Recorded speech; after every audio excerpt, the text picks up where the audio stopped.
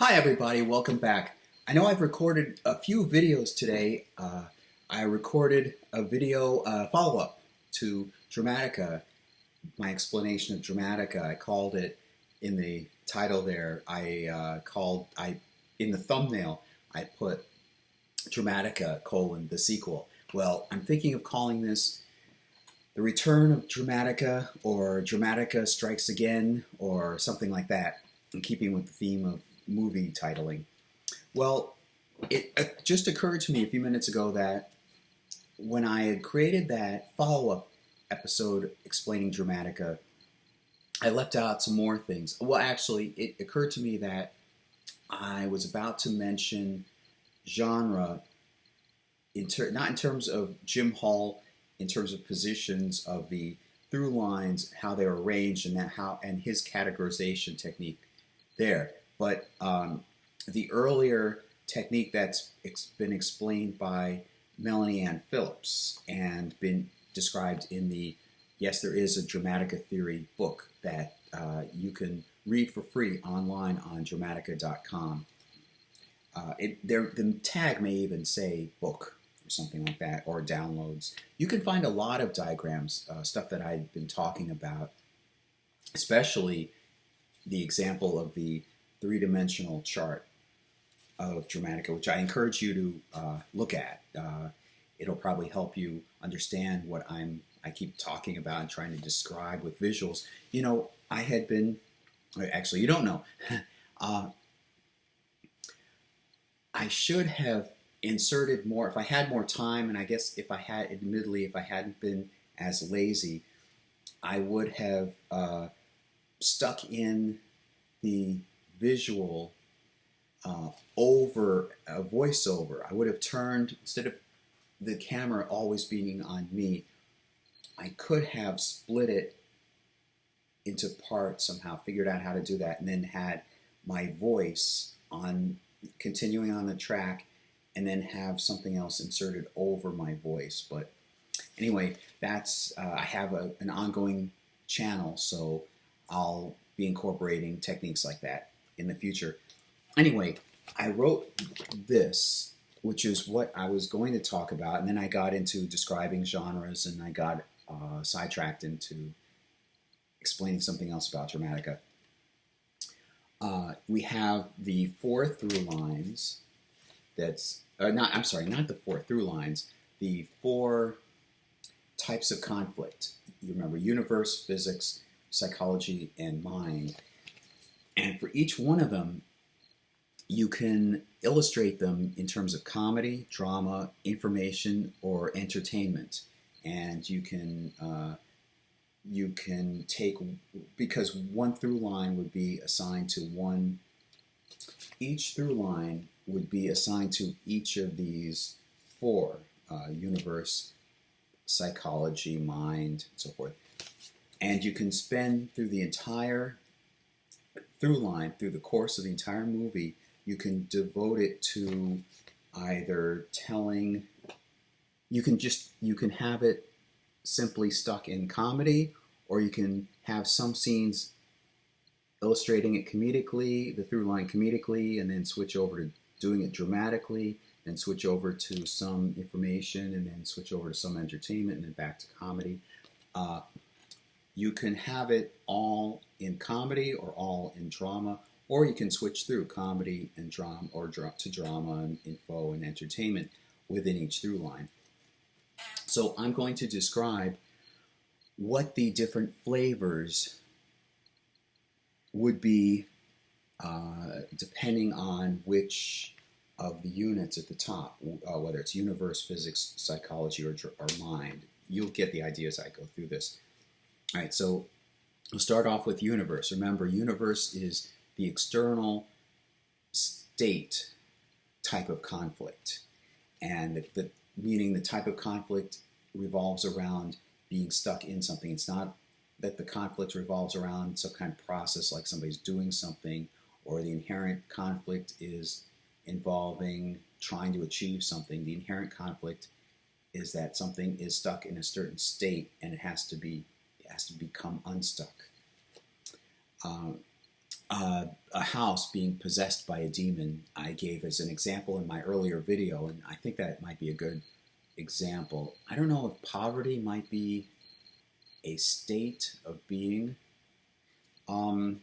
Anyway, all right, so situation comedy would be the form of comedy, would be the, would be the form of comedy in universe. And situation comedy specifically means that it's comedy about props, it's comedy about the appearances of things, it's laughter over like costumes, and comedy poking fun at somebody being stuck in a situation. Don't get that confused with physical comedy or comedy about somebody having to go through stunt work. It's specifically somebody being stuck in a situation or stuck in a state, and it's all about costumes and visual props and so forth. The drama version of universe is given as exploration drama. Not sure what, and I'm getting this from the website. Not sure what exploration drama would be. In the information genre of universe, is displayed there as where is it, what is it. That means it's the flavor here is explaining. There's something. There's a conflict. Whatever your through line is, if it's associated with, if it's matched, if it's assigned to universe, if you're dealing with it in an informational way, you would be explaining what is it, what's the nature of the conflict, what is the nature of the through line that you're portraying, and then finally entertainment. If you're portraying universe, that through line that you've assigned to universe in an entertaining way, you would put in things that emphasize or depict the atmosphere of the through line. All right, going on to physics. Now, this is a process. This is the external process part of the model. Comedy would obviously be physical comedy. This is where you get stunt work. This is where you get pratfalls, and comedy revolving around conflict about physical activities, thus pratfalls, running, jumping, tripping, stuff like that. And then the drama way of portraying physics would be action drama, which is pretty self-explanatory. They're both actions. One is illustrated comedically, and one is illustrated dramatically and seriously. The information take on physics would be how it works, depicting how this through line operates. And entertainment would be depicting the thrills and the excitement. What makes this, what makes this through line thrilling or perhaps dangerous, or captivating. And then we go to psychology. Now, the comedy take on psychology, if you have a through line there, you would be doing a comedy of errors. In other words, it being psychology, it's all about how people think. All four of these takes on psychology would dwell on how people think. So not what they believe or what they think, but how they think, because it's a process. So the comedy would be a comedy of errors. In other words, how people come to certain conclusions, the shifting of that's where you get into manipulation. As I said before, the terminology had changed over time from what Dramatica, the Dramatica terms originally were. Originally, this was universe, physics, psychology, and mind, because originally their first iteration of it was universe and mind. It was the internal mind versus the external universe, and then they found you need a process. So the process, physics, corresponds to universe, and the process of psychology corresponds to mind, because one rearranges the other. And then over time, people may not have had a grasp on psychology as a type of conflict, so it changed. The current term is manipulation. I don't like manipulation. I prefer the original psychology term. Same way with physics. That the new term for that, or the term that's been used more recently, is activities. Physics makes more sense. Universe has now become situation, which is very vague. I like universe because it specifically means an external state, and it goes along with physics. As I said before, physics rearranges the universe in certain ways, just like psychology rearranges the mind in certain ways. Situation could mean anything. I mean, you could have situation comedy, physical situation. Like, people use the term situation very loosely. So I prefer them to go back to the original terms. But anyway, all right, so psychological comedy would be a comedy of errors. It's not what you think it's as a character, it's how you came to that conclusion and how your mind can become shifted and changed comedically. Now we get to the fourth one, mind. The comedy take on mind. There you get comedy of manners. So it's more like what you think, what the character thinks, should be, manners. One thinks of the older plays from like the 1800s. You can shift down from comedy to drama, and that's where you get the bias drama. You get fixed attitudes causing conflict, fixed attitudes creating drama. It's what you believe. You have fixed attitude. You have bigotry, for example. If you wanted to explore bigotry, that would be dramatic. That would be bias drama. And I'm thinking of Three's Company, for example. A lot of stage plays could be in bias drama or comedy of manners, because it doesn't involve a lot of physical activity, I'm guessing, because you have a limited space on stage. So I'm thinking of Three's Company and a lot of sitcoms on TV. Three's Company, for example, there's a character, Chrissy Snow, and her father sometimes visited, and so he had a certain belief about the way things ought to be. That would be a comedy of manners. And the Ropers living downstairs. The whole situation where Mr. Roper didn't want a guy living with two girls. That was his fixed attitude. He had this certain fixed mindset. So there was a lot of comedy built around that in Three's Company. Information, the informational take on mind.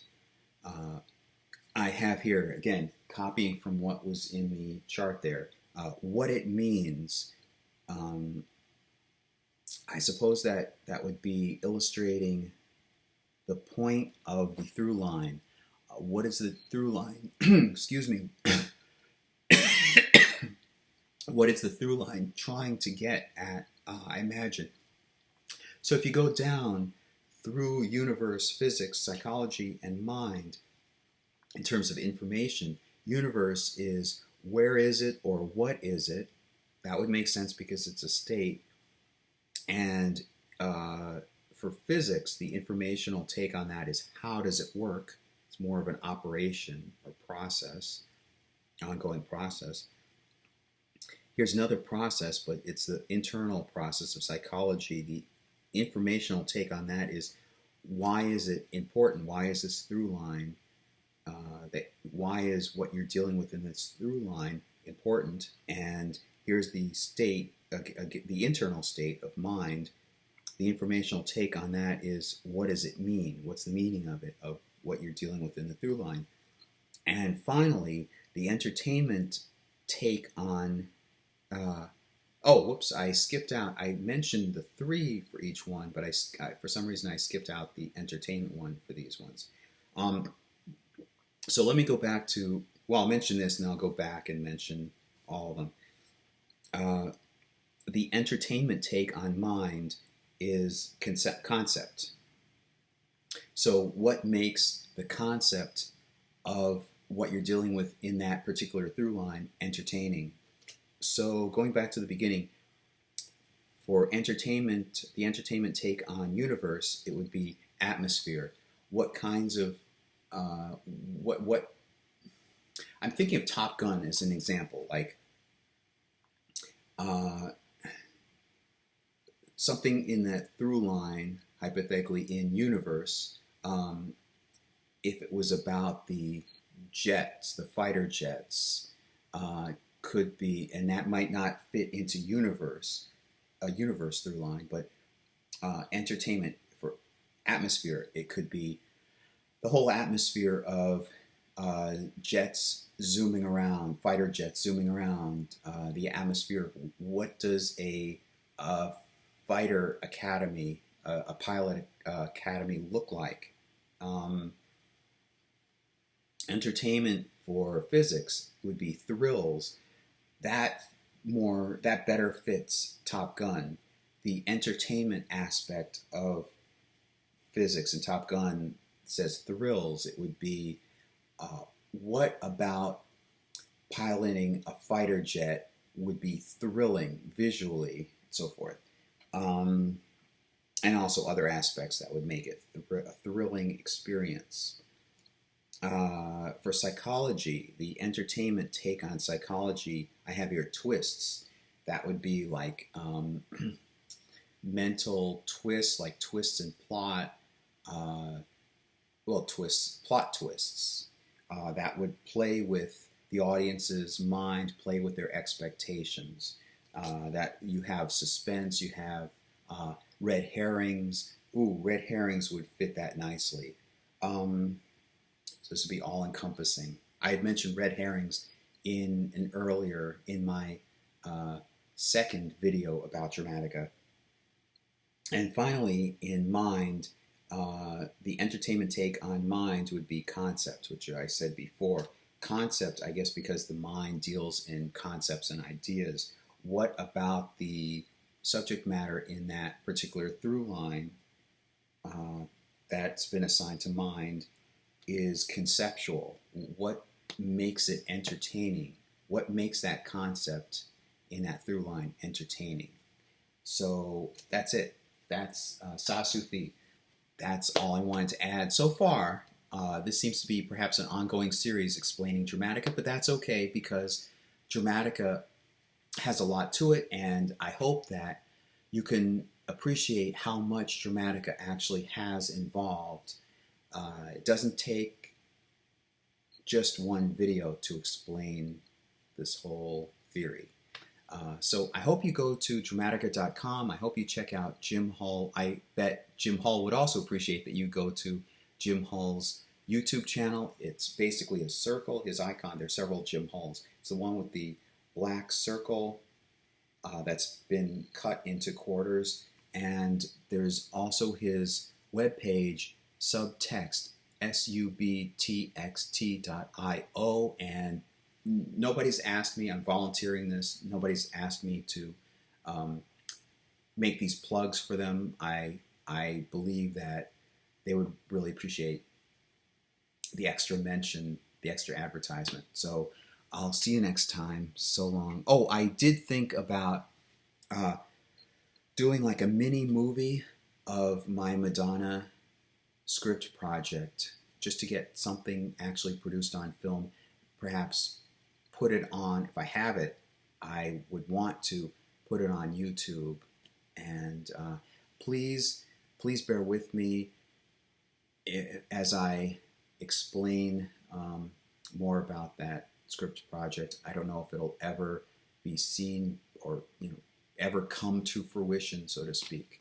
So YouTube may be my only means of sharing what I had been working with for what feels like so many decades. I started it in 1998, and the actual screenplay.